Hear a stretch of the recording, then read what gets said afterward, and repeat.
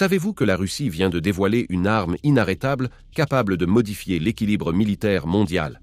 Eh bien, chers amis, l'Ukraine est en train de devenir, presque sans le vouloir, un véritable laboratoire pour tester des missiles et des systèmes de défense antimissiles, et le missile russe, qui s'appelle Oreshnik, est simplement le dernier exemple de cette expérimentation. Mais qu'est-ce qui se cache exactement derrière ce missile hypersonique que Poutine promet être une menace sans égale? L'Oreshnik n'est pas seulement une innovation technologique, il pourrait être le premier d'une longue série de tests pour l'Occident. La situation devient réellement périlleuse. Prenez vos pelles, allons creuser des tranchées, car le jeu est sur le point de changer. Et si Poutine avait une carte maîtresse cachée pour la fin? Qui peut garantir que la Russie n'a pas encore d'autres surprises en réserve et que l'Oreshnik n'est que le début? Préparez-vous à découvrir les secrets de cette technologie innovante et l'impact qu'elle pourrait avoir sur l'avenir des conflits militaires. La question qui reste en suspens, jusqu'où cela va-t-il mener? Si vous voulez comprendre ce qui va suivre et être au courant de tout, abonnez-vous dès maintenant à notre chaîne et laissez un like. L'avenir de cette guerre pourrait tout changer sous vos yeux.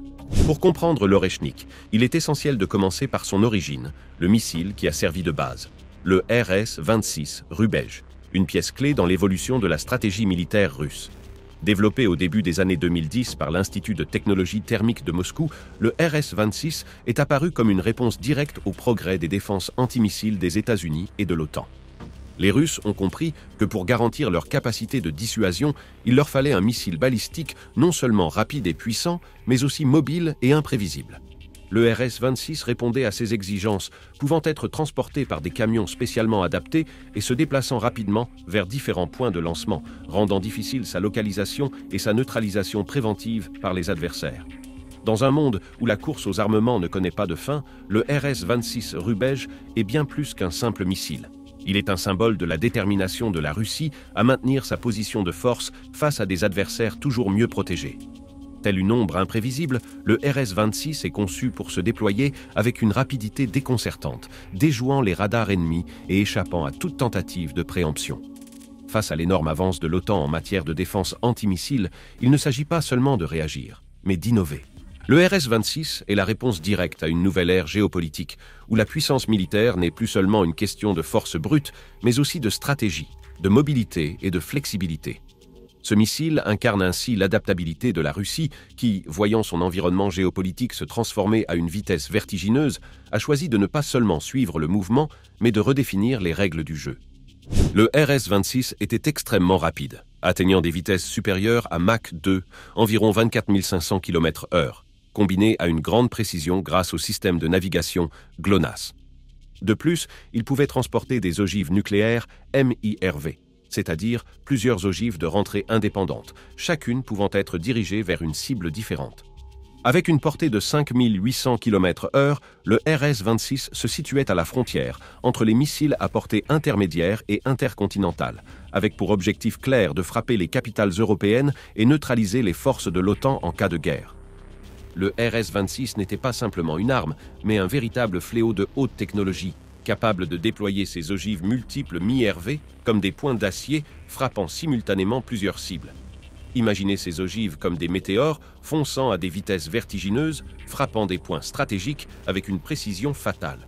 C'était la perfection d'une puissance dévastatrice, où chaque trajectoire était minutieusement calculée pour maximiser l'impact et désorganiser complètement l'ennemi. Avec sa portée impressionnante, le RS-26 n'était pas limité par les frontières. Il pouvait frapper au cœur même des capitales européennes, effaçant tout espoir de résistance. Ce missile incarnait la puissance géopolitique de la Russie, capable de neutraliser des forces alliées et de changer le cours d'une guerre à l'échelle mondiale.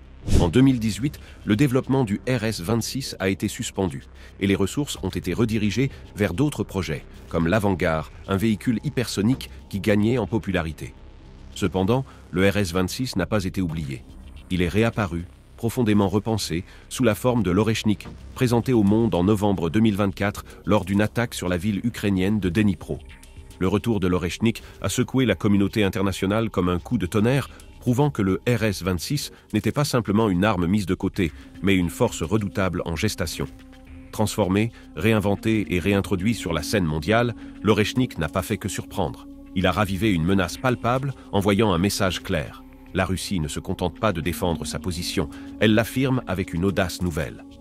La décision de ressusciter ce projet est un acte de défi, une déclaration de puissance qui démontre une volonté inébranlable de maintenir, voire d'intensifier, la domination militaire face à une pression internationale croissante. Ce retour ne pouvait être plus inattendu, mais il incarne la résilience russe qui transforme chaque contrainte en opportunité d'innovation et de projection de force. L'Oreshnik partage des similitudes avec le RS-26, mais avec des améliorations significatives qui le rendent encore plus redoutable. Avec une portée intermédiaire, conçue pour des cibles régionales, l'Oreshnik conserve des caractéristiques hypersoniques qui le placent devant de nombreux missiles conventionnels.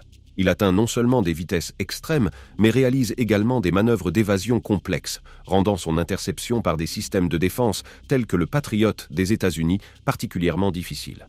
Le succès des missiles précédents, comme l'Iskander et le Kinzhal, avait déjà montré la capacité de la Russie à franchir des défenses avancées. Maintenant, avec l'Oreshnik, la menace s'intensifie. Son design permet des performances encore plus avancées, défiant l'efficacité des défenses occidentales de manière plus percutante. Les manœuvres d'évasion, associées à sa vitesse hypersonique, rendent les défenses antimissiles vulnérables, rendant l'interception presque impossible. L'Oreshnik ne se contente pas de suivre les traces des missiles précédents, il évolue pour représenter un nouveau niveau dans le domaine des armes hypersoniques, offrant à la Russie une capacité d'attaque nettement améliorée. Plus qu'un missile, il symbolise la détermination de la Russie à développer des technologies qui défient constamment les défenses occidentales. L'Oreshnik est équipé d'ogives qui se fragmentent en sous-munitions, une stratégie clairement conçue pour saturer les défenses aériennes et garantir qu'au moins une partie de l'attaque atteigne sa cible. Lors de l'attaque à Dnipro, à l'occasion de la première utilisation de l'Oreshnik, de multiples explosions ont été observées dans la zone cible causée par la séparation des sous-munitions, envoyant un message clair à l'Occident sur la capacité militaire russe. L'Oreshnik, avec ses ogives fragmentées en sous-munitions, déploie une stratégie redoutable, semblable à un essaim de guêpes en furie. Chaque sous-munition vole de manière autonome, se dirigeant vers sa cible avec une précision implacable, rendant toute tentative de défense presque vaine. Lors de l'attaque à Dnipro, ces explosions successives ont créé un paysage chaotique, chaque fragment frappant indépendamment, saturant les systèmes de défense et assurant que l'impact dévastateur ne puisse être évité. Une attaque implacable et presque inéluctable, où la seule issue est l'anéantissement des défenses adverses, renforçant l'image d'une force militaire russe capable de submerger toute résistance. Pour comprendre l'impact de l'Oreshnik, il est essentiel de le situer dans le cadre plus large des missiles balistiques. Les missiles à portée intermédiaire, comme l'Oreshnik, ont une portée comprise entre 3000 et 5500 km, conçus pour frapper des cibles sur des continents et particulièrement utiles dans les conflits régionaux. Les missiles intercontinentaux, ICBM, quant à eux, ont des portées supérieures à 5500 km et sont associés à la dissuasion nucléaire, pouvant frapper des cibles partout dans le monde.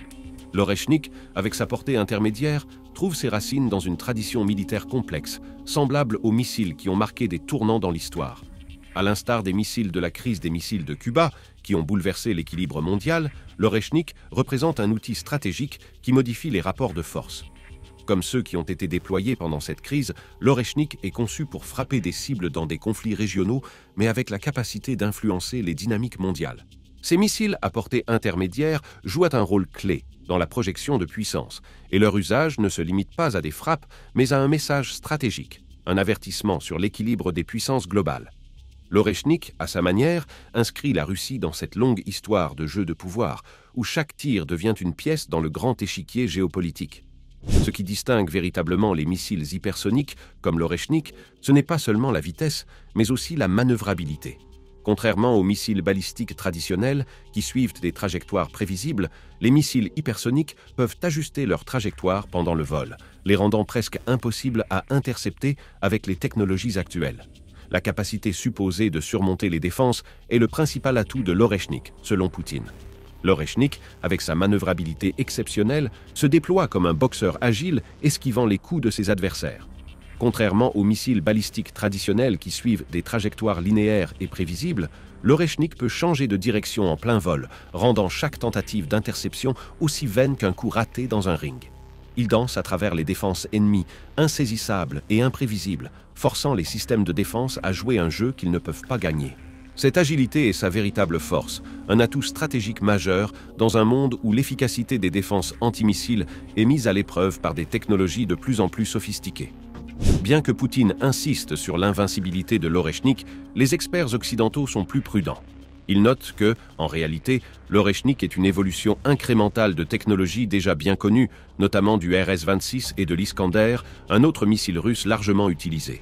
Pour de nombreux analystes, la grande nouveauté ne réside pas dans une innovation radicale, mais dans l'adaptation stratégique d'un design existant, ajusté pour répondre aux besoins d'un scénario géopolitique dynamique et en constante évolution.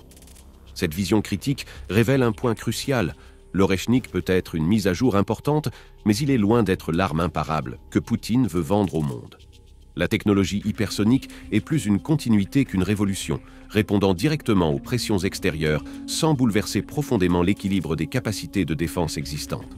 Cette adaptation stratégique sera-t-elle suffisante pour affronter les défenses les plus sophistiquées de l'Occident, ou l'Oreshnik n'est-il qu'une réaction à une course aux armements de plus en plus acharnée? L'Oreshnik est un exemple clair de la façon dont la Russie a porté sa technologie militaire à un nouveau niveau. La vitesse d'attaque de ce missile est impressionnante. Il émerge des nuages et, en quelques secondes, frappe le sol. Cela met en évidence la capacité dévastatrice de l'Oreshnik que Poutine a qualifiée d'imparable. L'efficacité de la technologie hypersonique russe est désormais incontestable, bien au-delà des attentes initiales concernant les ICBM russes. D'un point de vue technique, l'Oreshnik combine des innovations significatives telles que la capacité hypersonique, la manœuvrabilité et la fragmentation des ogives. Cela rend non seulement les défenses conventionnelles inefficaces, mais reflète également la compétence extraordinaire des scientifiques et ingénieurs russes qui parviennent à obtenir des résultats d'impact mondial avec seulement une fraction des ressources investies par des puissances comme les États-Unis. Même avec un avertissement de 30 minutes avant le lancement, l'Occident n'a pas pu l'intercepter, réaffirmant la position dominante de la Russie dans le domaine militaire. Malgré les restrictions imposées par les sanctions et un budget beaucoup plus réduit, la Russie a su tirer des lapins de son chapeau, surprenant à plusieurs reprises le monde avec ses avancées militaires. Cela démontre la force de l'ingénierie russe, qui, avec des technologies déjà connues, parvient à présenter des résultats qui rivalisent avec les plus grands investissements internationaux. Stratégiquement, l'Oreshnik représente plus qu'une simple mise à jour des armements. Il est une déclaration claire que la Russie est prête à investir massivement dans la technologie militaire pour maintenir sa pertinence sur la scène mondiale. Bien qu'il repose encore sur un design déjà connu, l'Oreshnik n'est pas seulement un missile, il est une déclaration de puissance. La façon dont la Russie continue à innover, même avec des limitations, témoigne de sa résilience et de sa capacité à maintenir son leadership technologique, réaffirmant son rôle de superpuissance militaire moderne et innovante